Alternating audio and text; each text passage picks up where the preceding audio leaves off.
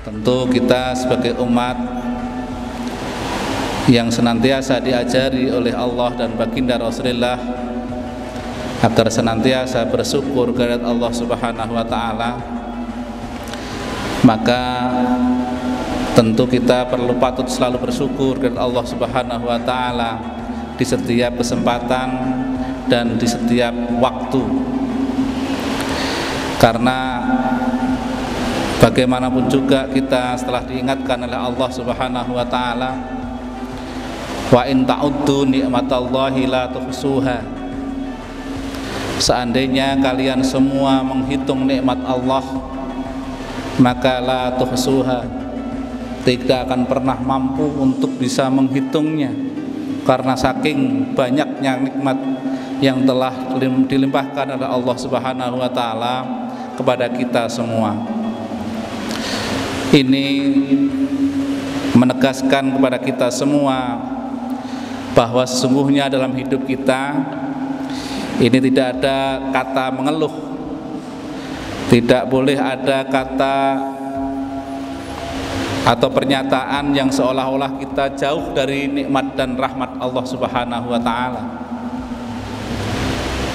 Ayat ini meneguhkan kepada kita sebuah komitmen bahwa kita sebagai umat Nabi Rasulullah Muhammad SAW seharusnya memang selalu harus bersyukur kepada Allah Subhanahu wa taala. Shalawatullah wassalamuhu semoga tersanjungkan kepada baginda Rasulullah Muhammad SAW, teladan kita semua, telah mengajarkan banyak hal kepada kita, yang selalu mengajak kita untuk melakukan kebaikan, yang sesungguhnya kebaikan itu bila kita lakukan tidak akan kembali kepada Rasulullah, tetapi kebaikan yang kita lakukan sesungguhnya akan kembali dan akan kita nikmati oleh kita masing-masing. Hadirin hadirat jamaah salat zuhur rahimakumullah. Ada satu ayat yang oleh Allah Subhanahu wa taala memerintahkan kepada kita, bismillahirrahmanirrahim, wabtaghi fima ataqallahu daral akhirah wala tansa nasibaka minad dunya wa ahsin kama ahsanallahu ilaik. Ayat ini kalau diterjemahkan secara bebas atau yang kita ambil maknanya saja, maka carilah, artinya adalah carilah fima ataqallahu daral akhirah, kehidupan akhirat yang sudah disiapkan oleh Allah Subhanahu wa taala. Ayat ini menggambarkan dan mengingatkan kepada kita bahwa setelah hidup kita di dunia ini, kita sudah disiapkan sebuah kehidupan akhirat nanti yang itu sifatnya kekal. Tapi tentu tidak membuka peluang diskusi tentang kekekalan alam akhirat dengan kekekalan Tuhan.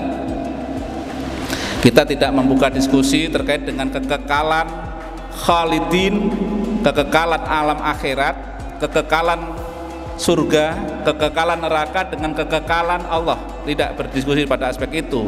Tetapi artinya adalah bahwa ada kehidupan akhirat nanti yang itu adalah kita akan meninggalnya di sana secara khalidin, secara permanen.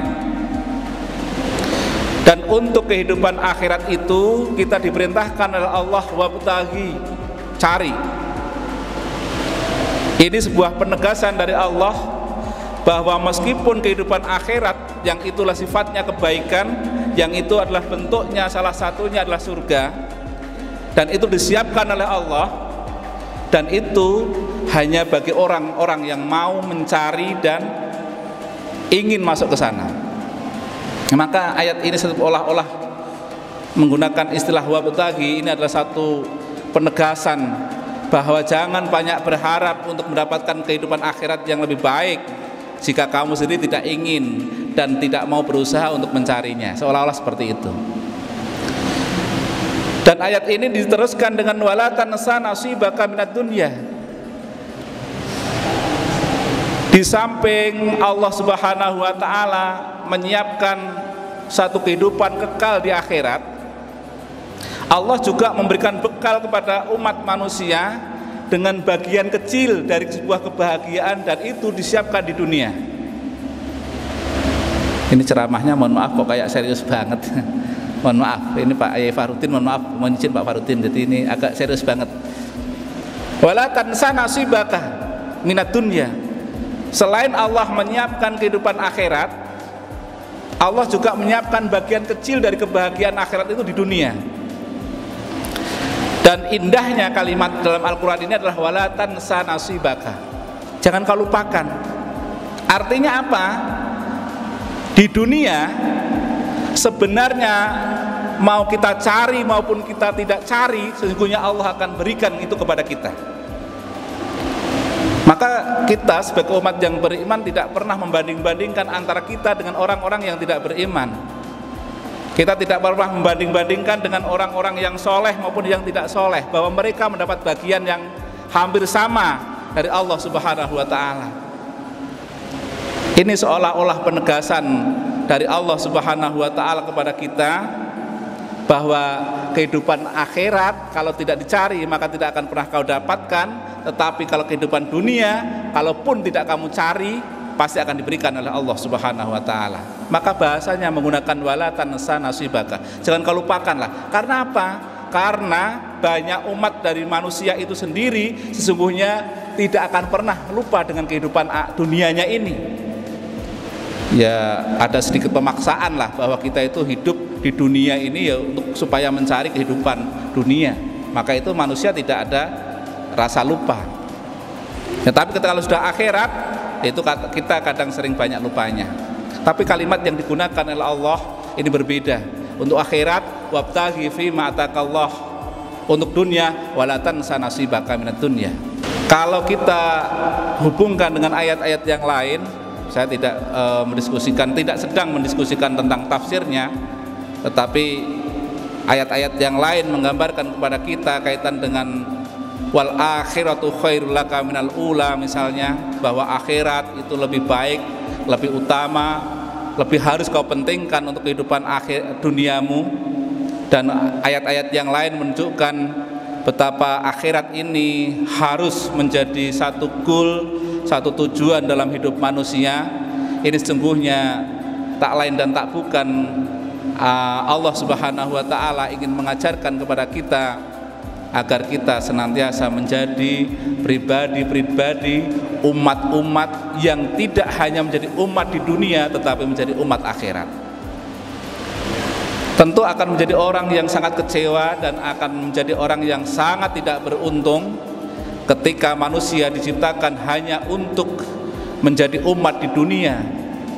Karena bagaimanapun sepanjang hidup manusia di dunia itu tidak akan lebih lama dibanding dengan kehidupan di akhirat kita. Mudah-mudahan kita menjadi pribadi-pribadi, orang-orang yang senantiasa menjadi umat-umat akhirat, umat-umat yang selalu berpikir untuk kebahagiaan akhirat nanti. Di saat yang sama kita juga tidak pernah melupakan bagian kita untuk mencapai dan memperoleh kebahagiaan kita di dunia ini. Ma'asyiral hadirin, jamaah salat zuhur rahimakumullah. Kemudian ayat ini ditutup dengan wa ahsin kama ahsanallahu ilaik. Kalimat ini juga akan memiliki makna yang cukup untuk meyakinkan kepada kita bahwa Allah Subhanahu wa Ta'ala tidak akan pernah melakukan kejelekan kepada kita. Kama ahsanallahu ilaik, Allah seolah-olah ayat ini menunjukkan kepada kita bahwa dalam setiap keadaan apapun Allah akan senantiasa melakukan kebaikan atau memberi kebaikan kepada umat manusia. Dan pada saat itulah ketika Allah sudah memberikan kebaikan kepada umat manusia, perintah Allah wa ahsin. Cobalah belajar untuk kita melakukan kebaikan sebagaimana Allah juga telah melakukan kebaikan pada kita. Oleh Kanjeng Rasul Muhammad sallallahu alaihi wasallam, bahkan kita diingatkan oleh Kanjeng Rasul wa ahsin man asa'a ilaik.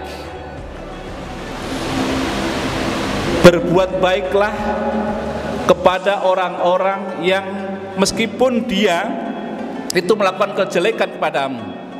Wah, ini tentu lebih berat lagi. Karena logikanya memang ketika kita berbuat baik kepada orang yang berbuat baik kita, ini adalah normal-normal saja.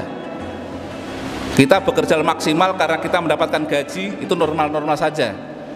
Tetapi ketika kita itu mau dan mampu melakukan kebaikan kepada orang yang telah betul-betul secara jelas menyakiti kita, berbuat jelek kepada kita, maka inilah yang luar biasa. Dan Rasulullah SAW tidak hanya berperintah kepada kita, kepada umatnya untuk melakukan hal itu. Rasulullah telah menyontohkan begitu banyak dalam aspek kehidupan Rasulullah, menyontohkan betapa Rasulullah selalu berbuat baik meskipun kepada orang-orang yang menyakiti, meskipun kepada orang-orang yang mendolimi, meskipun kepada orang-orang yang berbuat baik kepada Rasulullah SAW. Tentu ini kita patut syukuri. Jadi ketika kita bisa berbuat baik kepada orang yang berbuat baik kepada kita, jangan kita berbangga terlebih dahulu, tapi kita harus bisa berbangga diri, berbangga hati ketika kita bisa menjadi pribadi-pribadi yang bisa melakukan kebaikan kepada orang yang telah berbuat jahat, mendolimi kita. Bagaimana contoh konkretnya dalam kehidupan kita setiap hari?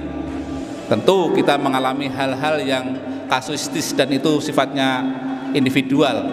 Artinya bisa jadi kita didolimi oleh A, oleh B dan sebagainya. Tetapi yakinlah bahwa Rasulullah SAW mengajarkan kepada kita agar kepada siapapun, kepada setiap orang kita akan berusaha untuk melakukan kebaikan. Setidaknya adalah dalam bentuk doa. Sehingga berbuat baik kepada orang lain tidak harus memberikan sesuatu yang sesuai dengan harapannya. Kalau dalam bahasa hikam, bahasa kitab tasawufnya itu kan, jangan pernah berpikir bahwa Allah itu akan memberikan sesuatu sesuai dengan harapanmu, tetapi yakinlah bahwa Allah itu akan memberi sesuatu sak karepe Gusti Allah. Artinya kalau karepe Gusti Allah pas dengan harapan kita, itulah yang kita harapkan. Tetapi kalau itu tidak sesuai dengan harapan kita, jangan kemudian mencaci Allah.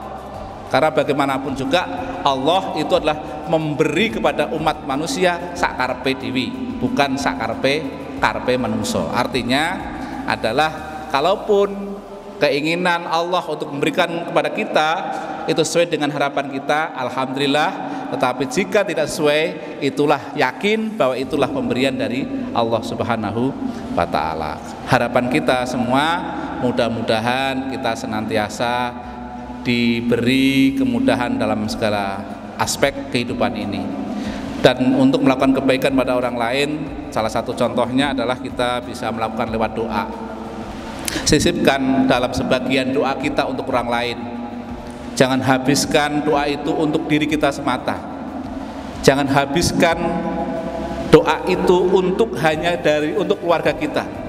Tapi sisipkan doa itu kepada orang lain. Yakinlah bahwa orang-orang yang soleh selalu mendoakan orang-orang lain, tidak hanya berpikir untuk mendoakan diri sendiri. Rabbana ighfir lana wa li ikhwanina alladzina sabaquna bil iman. Salah satu contoh betapa Allah menggambarkan kepada kita itu adalah orang-orang yang mau mendoakan orang-orang yang beriman sebelumnya.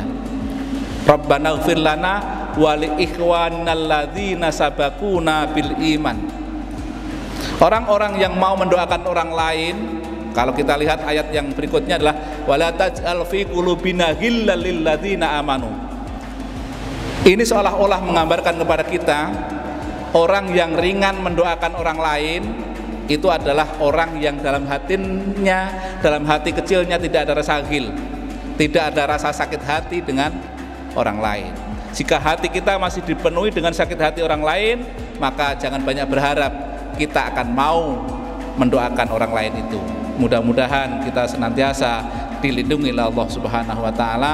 Dan tentu saya pribadi mohon maaf yang sebesar-besarnya atas hal-hal yang kurang berkenan, atas hal-hal yang kurang sesuai dengan apa yang saya sampaikan tadi, tentu saya bukan mufasir dan saya tentu hanya membaca Al-Quran itu sesuai dengan pemahaman saya. Oleh karena itu apabila ada hal-hal yang kurang sesuai dengan pemahaman para mufassirin, saya mohon maaf yang sebesar-besarnya. Hadanallahu wa yakum. Assalamualaikum warahmatullahi wabarakatuh.